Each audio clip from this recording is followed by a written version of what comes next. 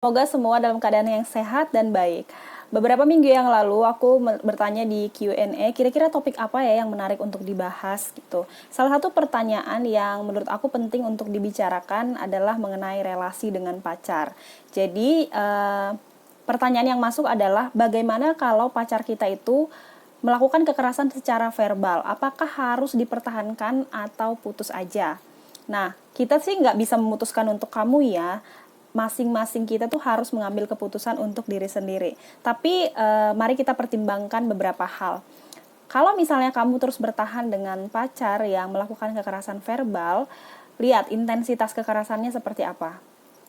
Apakah kamu sering sekali misal dimarahi dengan kata-kata yang tidak pantas, atau kamu mungkin dikasih nama panggilan yang tidak menyenangkan, atau kamu sering dipermalukan di depan umum dengan kata-kata yang tidak sopan, atau seberapa intens nih kekerasan verbal yang pacar kamu lakukan.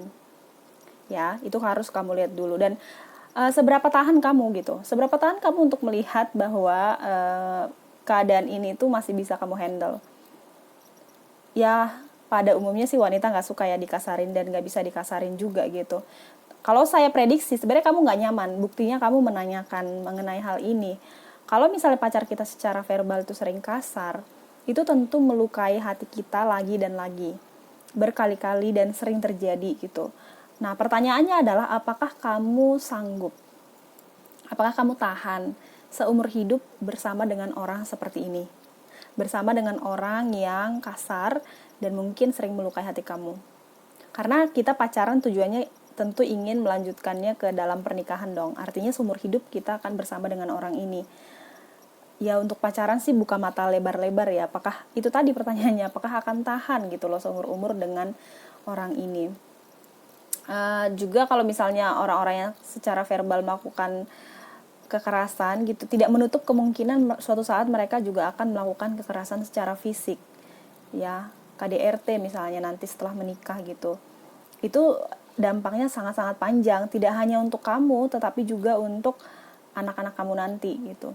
Kalau dalam konteks pacaran seperti sekarang, ya selain kamu mungkin berdampak juga ke teman-teman gitu. Ketika sikapnya tidak menyenangkan kepada teman-teman kamu atau mungkin ke keluarga kamu, terutama adalah kepada kamu sendiri. Jadi ya bisa dipertimbangkan ya plus minus untuk terus bertahan dengan pria jenis ini.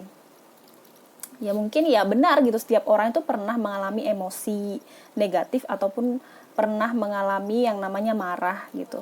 Tetapi bukan berarti dia berhak untuk melakukan tindakan-tindakan kasar, baik itu secara verbal gitu. Jadi menurutku ya untuk hubungan seperti ini sulit ya. Lain hal kamu benar-benar tahan dan kamu baik-baik aja dengan cara pacar kamu memperlakukan kamu, tapi menurut aku itu mustahil sih. Mustahil kita baik-baik aja ketika ada orang lain yang selalu kasar dengan kita. Nah, dan juga gini sih, mau sampai kapan gitu loh, mau sampai kapan kita menunggu dia berubah. Karena banyak wanita yang salah, bahkan pria juga kali ya, yang salah berpikir bahwa nanti juga ketika menikah dia berubah, nanti juga ketika sudah punya anak dia berubah. Padahal perubahan itu tidak ditentukan oleh faktor luar. Status pernikahan, bahkan juga anak yang ada ya 1 atau 2 sampai 4 atau sampai berapapun tidak pasti mengubah seseorang. Yang mampu membuat dia berubah adalah dirinya sendiri gitu, dan kemauan dirinya sendiri. Ya, tentu sebagai orang beragama kita percaya bahwa pertolongan Tuhan juga menolong dia untuk berubah. Tetapi kita seperti sedang bermain undi gitu ya. Bisa terjadi, bisa tidak.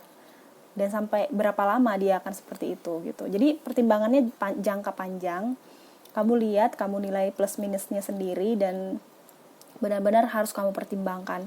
Kalau dosen aku bilang ketika kita pacaran, kita tuh harus benar-benar buka mata lebar-lebar, menilai dengan sangat-sangat objektif apakah orang ini akan menjadi teman seperjalanan saya seumur hidup atau tidak. Tapi kalau udah menikah, pakai kacamata kuda, udah nggak usah lihat kemana-mana lagi, fokus sama pasangan. Seburuk apapun dia, ya dia yang udah dipilih gitu. Lain hal kalau dia sampai mengancam nyawa. Jadi kalau menurut aku pertanyaannya apakah diteruskan atau diputusin, kamu yang memutuskan